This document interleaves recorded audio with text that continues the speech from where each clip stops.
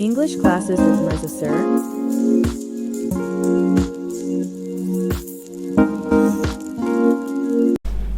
Hello friends, कैसे हैं आप सब लोग। मेरा नाम है मिर्जा दिलशाद बेग और आप देख रहे हैं English classes with Mirza sir. पिछले वीडियो लेक्चर में हम लोगों ने देखा था कि what is a sentence and how many kinds of sentences are there, यानी वाक्य क्या होता है और वाक्य कितने प्रकार का होता है। साथ में हमने ये भी देखा था कि सब्जेक्ट और प्रेडिकेट पार्ट की पहचान वाक्य में कैसे करते हैं।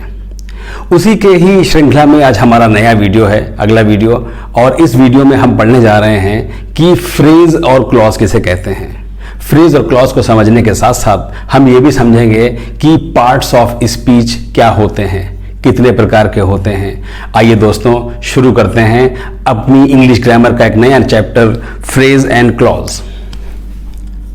Phrase and clause.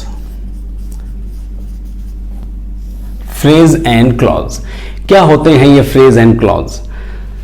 फ्रेज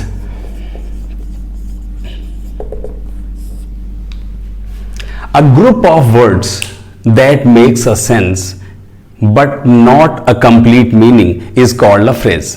यानी शब्दों का वो समूह जो कोई सेंस तो देता है लेकिन संपूर्ण अर्थ नहीं देता है, फ्रेज कहलाता है। देखिएगा, जैसे मैं कहूं कि on the table, on the table, तो this is a group of words but that does not give a complete meaning, तो that is why it is called a phrase. Under the table और under the chair, कुर्सी के नीचे, ये भी group of words है लेकिन ये कंप्लीट मीनिंग नहीं देता है, इसीलिए इसको भी फ्रेज कहा जाएगा। या फिर सेंटेंस के शुरू में इस्तेमाल होने वाले शब्द जैसे कि राम एंड श्याम, ये दो नाउन को मैंने जोड़ दिया है, ये भी कोई कंप्लीट मीनिंग नहीं देता है, सिर्फ ग्रुप ऑफ वर्ड्स है, इसीलिए हम इसे भी फ्रेज ही कहेंगे। तो दोस्तों आप समझ गए होंगे कि किस तरह से फ्रेज को हम डिफाइन कर सकते हैं। ठीक उसी तरीके से हम देख सकते हैं कि क्लॉज किसे कहा जाता है। What is a clause, clause किसे कहते हैं। तो क्लॉज के लिए ये समझना होगा कि फ्रेज में ग्रुप ऑफ वर्ड्स होता है जिसमें कोई भी कंप्लीट सेंस तो होता है लेकिन मीनिंग नहीं होता है। वही दूसरी तरफ क्लॉज में क्या होता है कि ये भी ग्रुप ऑफ वर्ड्स होता है।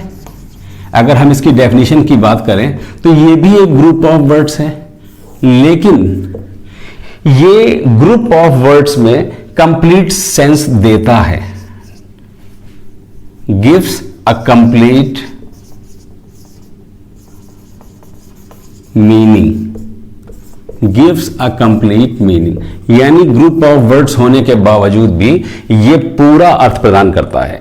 और दूसरी बात ये भी समझ लीजिए कि इस क्लॉज का अपना एक सब्जेक्ट और अपना ही एक प्रेडिकेट पार्ट भी होता है। इसका अपना सब्जेक्ट और अपना प्रेडिकेट पार्ट होता है। और इससे भी खास बात इसके बारे में जानने के लिए यह है कि किसी भी क्लॉज को हम किसी भी सेंटेंस के अंदर रखते हैं।